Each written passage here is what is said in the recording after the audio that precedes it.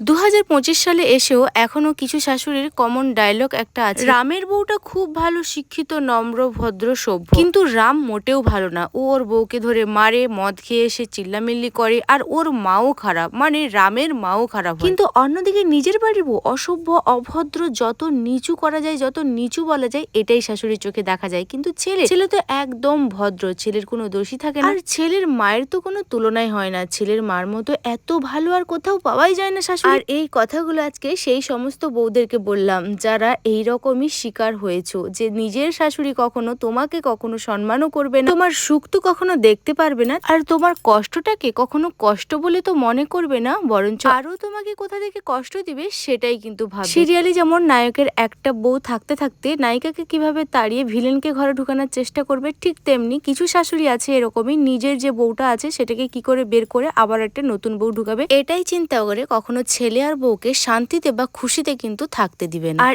এইরকমই যারা একমাত্র করে থাকে সেই শাশুড়িদের কিন্তু গায়ে লাগবে, বাকিদের কিন্তু লাগবে না গায়ে।